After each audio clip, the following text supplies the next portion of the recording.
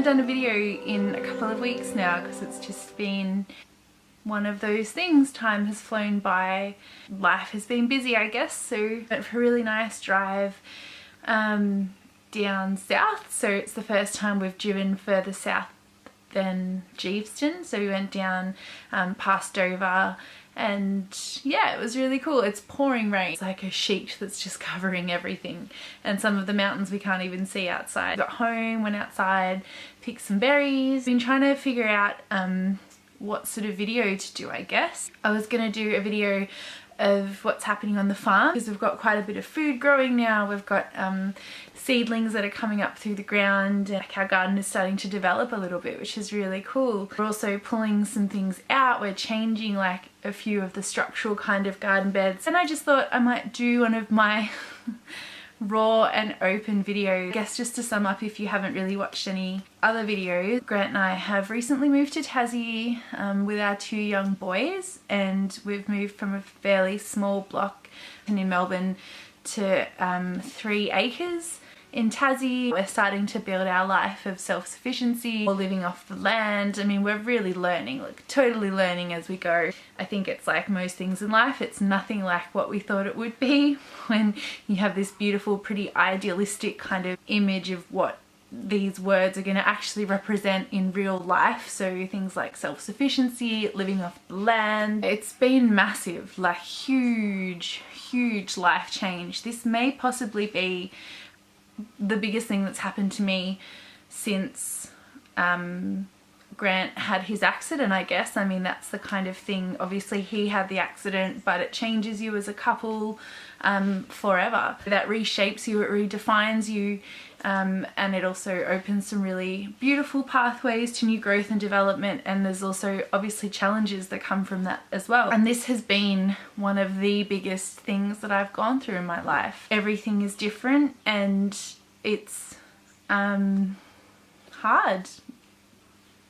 Yeah, it's hard. Obviously there's all the positives that come with such an enriching, fulfilling step in life. I mean, I could talk about that, and I do talk about that, but I guess what I've been going through at the moment is not that. Going back to full-time work, I've been struggling with not being on the farm, not being around my family. I was the full-time stay-at-home parent for almost 7 years, I guess, and I'm now in full-time work. Yeah, like monumental change for me.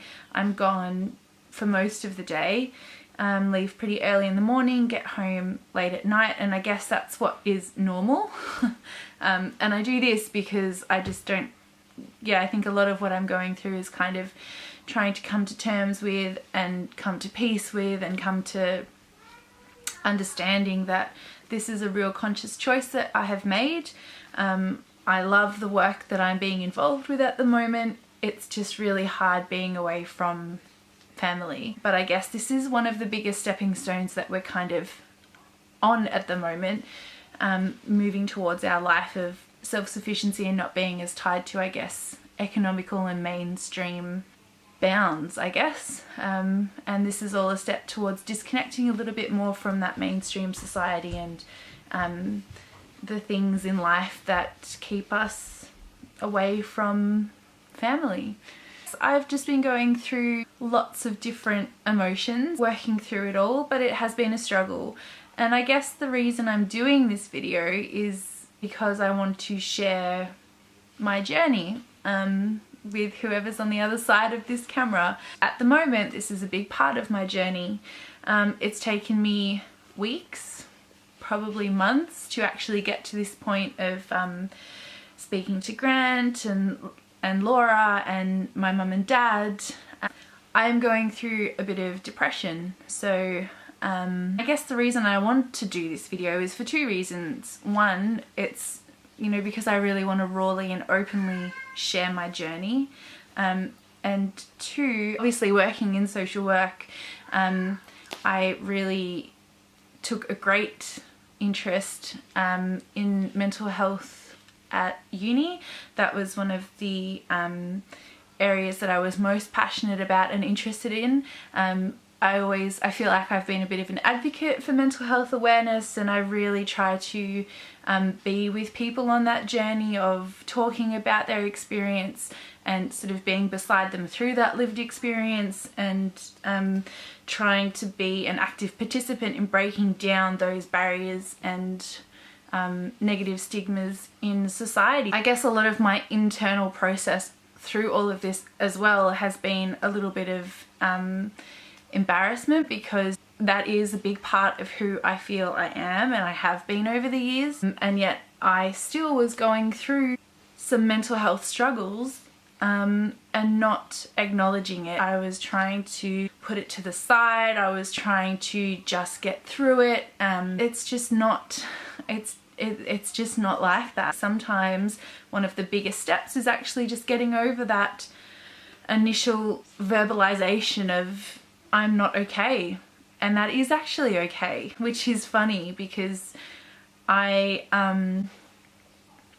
should be careful how I say this, but really grateful and enthusiastic and excited about big policy change and growing awareness within the government system of mental health, within the healthcare system, mainstream systems, but it's still nowhere near what it should be. And I guess when I say it's okay to not be okay, it reminds me of the Are You OK Day campaign, which is fantastic. I mean, I guess a conversation starter, like I'm saying, can sometimes be the hardest thing to do, is just to start that dialogue with someone or actually verbalize how you're feeling without being constrained by this box that we feel like depression in this case has been put into. And then once you realize that you actually can't be put in a box and you can still access support and help, then I think things become a little bit easier. At least that's what I'm feeling in my experience. I think also a really very dark and neglectful side of the government and these large socio-political systems is, at the end of the day, we are an economic society. There has to be value for money at the baseline of it all, I guess. And I think sometimes I feel like huge campaigns like that Are You OK Day, whilst yes, they are good at starting a conversation, it's almost also just like a band-aid. It's like a ticker box, so the government can say, yep, we've paid some attention to, we've brought awareness to, and we have been a part of the mechanism that starts this conversation on a wider scale. Underneath all of that, it's dark and murky, and no one really wants to pay attention to it, no one really wants to acknowledge it, and I feel frustration with that, and it really doesn't sit well with me, the approach that our world takes to mental health. I think I've really been working through this process of, do I need to start a conversation? There's been a lot of words of encouragement like, you know, you've gone through some really big things in life, give yourself time just to settle. But I'm identifying that I need to draw a line, and the way that I was feeling was not just a result of all the big changes in life. It was something bigger than me, and I think when it's something bigger than you, you try to regain that control in any way that you can, and you squish it back in, and it's just not... You can't squish it back in. Yes, I want to share this to maybe reach out as well for myself, but also for anyone that might see this and start a conversation of their own, because it's definitely it is hard, and I never realized how hard it was. This is happening to me more and more as I get older, and perhaps with this new world that we're living in, I'm realizing really to a new depth that you just don't know what it's like until you've been through it. I can empathize till I'm blue in the face, and I can sit with someone while they're walking a journey.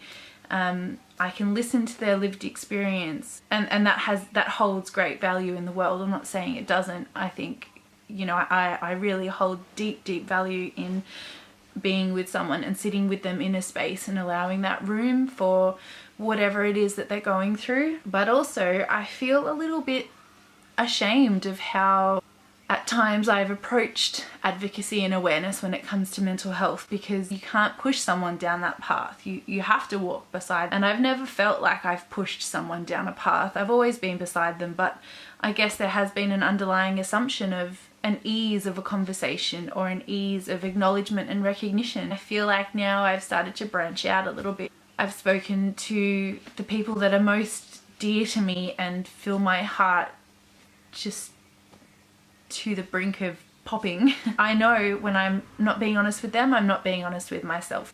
And that's not a nice feeling to be left with, you know, a dishonesty with yourself and the people that you love and bring meaning to this life. I think a lot of it has been perhaps almost a shift as big as what I felt when I had children, and there's a bit of a disconnect between myself and what's happening around me in my physical being, in my environmental surrounds, what's happening spiritually, philosophically with me.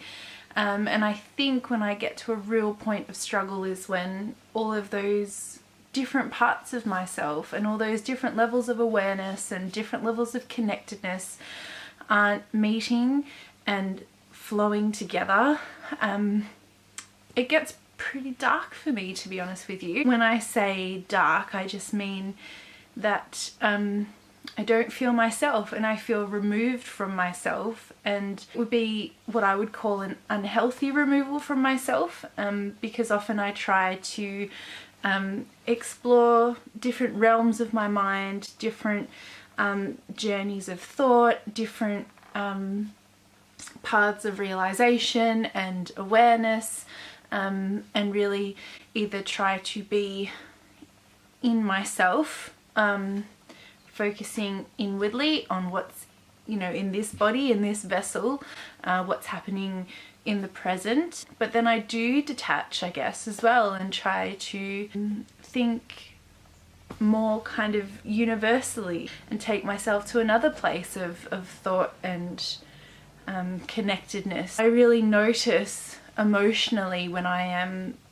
in an unhealthy place of disconnect, because I'm not flowing with those parts of myself that usually sync together, and they're there on, you know, different levels of awareness, but all, you know, chugging along nicely. Think about it more broadly, I do really struggle with that who am I question, and that can take me to depths of pondering for weeks at a time. And I guess that is kind of also how my depression manifests for me, I guess. And that's really important to note here as well. This is just me sharing my experience, starting my own conversation. I think the really important thing here to remember is that everyone is unique. Everyone experiences whatever it is in life in such different ways. You know, we're human, and to be human is to feel in your own unique way. That must be acknowledged. The important thing though for me is to still be able to connect through that difference. And I believe that for many different things in life, to be able to have a beautiful, deep connectedness through our innate humanity but unique difference is a wonderful part of being human. But in no way do I want to put the term, the word, the few letters put together to make the understanding of depression into a box. This is simply the meaning that I am attaching to that word, and this is the story that I am attaching to that word. And as humans, that's what we do as well. We attach words to things, emotions, physical things, to gain understanding, to build that language around the context in which we live. And for me, depression, I'm experiencing it through these words that I'm saying. I would never want to be a contributor to building up negative barriers or encouraging stigmas that make people feel trapped and make people feel shame, or make people feel like their difference isn't something that is worth someone else connecting with them over. Regardless of where you're at, awareness and connectedness is something I think that we all need. I have written down, I don't know if it's useful, my 6, I guess, pillars. Actually, I think for me, way back when, before we moved to Tassie, Law and I did a video together. We had a few beers, so it was a bit funny, kind of. I mean, it was raw and beautiful. It's one of my absolute favorites. I make this really silly analogy of how our relationship is like the ocean, which it still is, that stands, that will never change. So these aren't like my 6 pillars. I really connect with the ocean.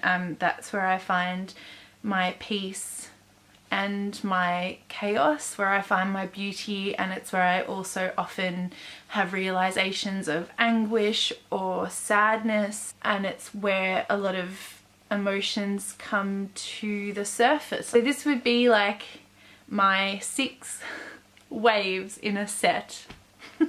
So that's kind of how I roll. There's like calmness.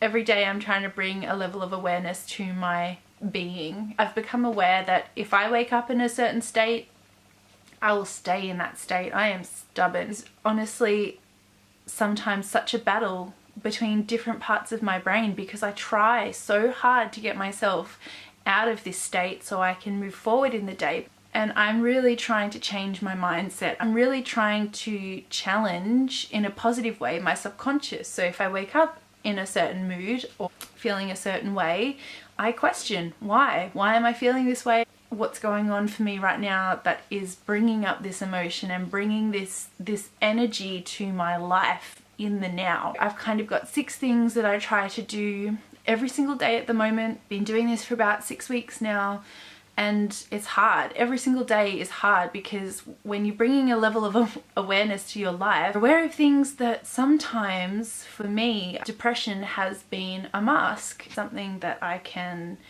use as a defense mechanism against myself.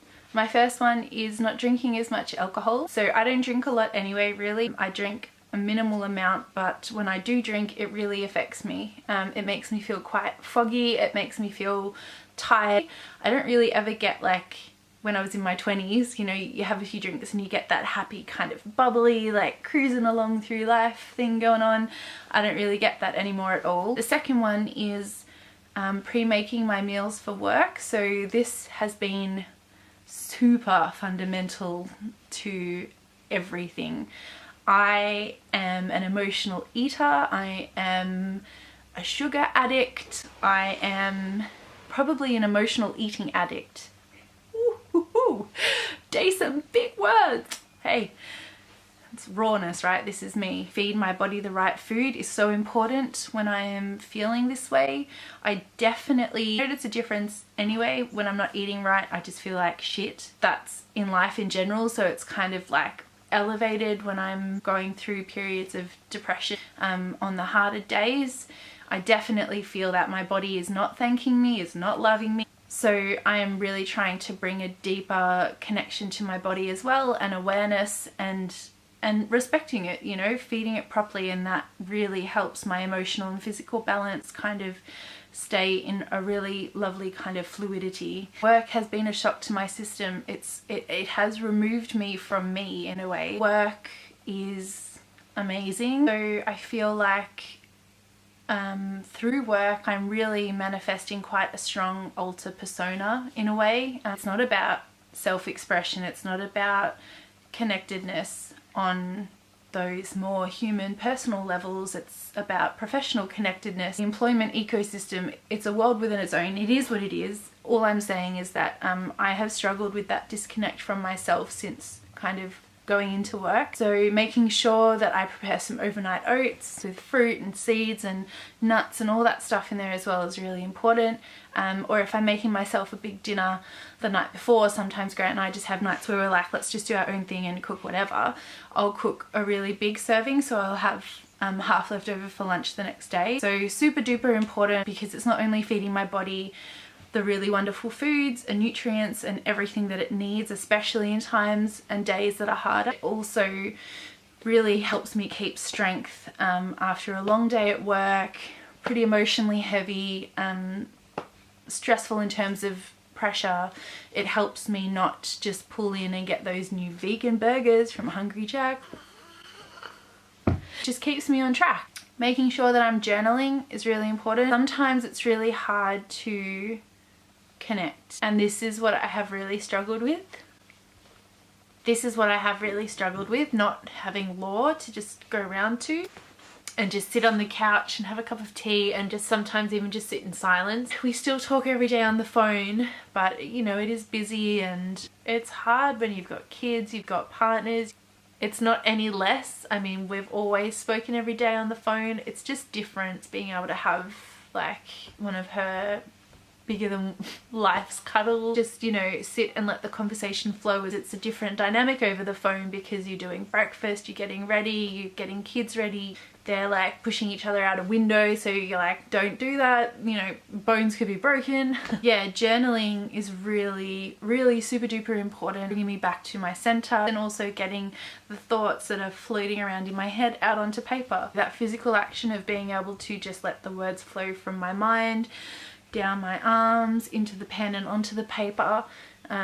It's so therapeutic. The fifth one is making sure that I'm taking time at least once a week for myself. I've spoken about it before and how I feel like it's really important and fundamental, especially in a relationship, and for me personally also if you've got children, and now for me even more so. I guess it's about still acknowledging that, recognizing it and voicing it. Just because you're a wife or a husband and you have children, it doesn't mean that you can't voice what it is that you feel in here. I think that should never ever stop, and for me it does stop when if I haven't shared kind of my sadness or my feelings with the people around me. I do start to internalize, and it's hard. So I've been getting up to go and watch the sunrise over the water because that is one of my absolute most loved things to do in this life.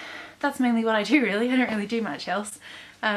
So I'll either do that on a weekend if I'm not feeling too washed out from a work week. I'll get up early on a Saturday or Sunday morning. And I do have to say that I'm really lucky to have Grant as such a supportive partner. We both encourage each other and nurture each other and nourish that safe place of vocalizing and asking for time. I don't meditate. I've never really meditated. I can't really do it. I don't know why. I don't really close my eyes and put my hands on my knees and cross my legs.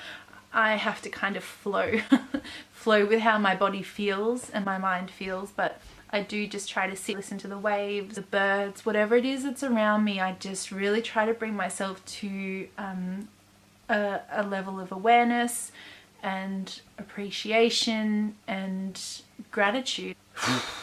Yeah, that kind of ties into the last one, which is stopping to see the beauty. I do sometimes feel like I am totally washed out. I feel like I perform pretty well at work. I love meeting people and working with them through whatever journey it is, whatever lived experience it is that they're going through. Is also, I mean, the world of work is intense. Full time, it's a whole new level of self, I guess, and of being. Daily will stop and just see the beauty wherever that is. You know, that can be in the city, beautiful artwork or graffiti. Mainly I try to stop by the water. So they're my 6 daily practices, I guess. Yeah, they are practices. It's what I do it daily to stay grounded and to work through this journey of depression. I hope you enjoyed this video. I'm sorry if I just rambled. I don't know who watches out there, so if you want to share, I mean, in the comments, feel free to share. So I appreciate everyone out there that is watching and is receptive to my rawness and openness. I think it can always be a bit daunting and scary just talking about mental health, but that in itself makes me feel like I need to push through and just express myself with my awareness and understanding and lived experience of what's going on for me right now. Like I said before, this is just my journey. It's not about what anyone else is going through. I guess the only thing I would say is verbalizing it not only acknowledges your internal emotions externally, But for me, it also lifted this weight that I literally felt like was crushing my chest. Saying it out loud, acknowledging it with the people that love you, that offer you a safe space. It's changed everything, I guess, for me. And I don't mean that in like, oh, it's changed it, it's all good now, it's for the better. I just mean it's shifted the dynamic. It's shifted my relationship with this experience that I'm going through. Let it out. Because when you release it into the universe will acknowledge it. Thank you for watching. I hope you are well wherever you are in life. Shall do another video soon. Take care, and yeah, I'll speak to you soon. Okay, bye.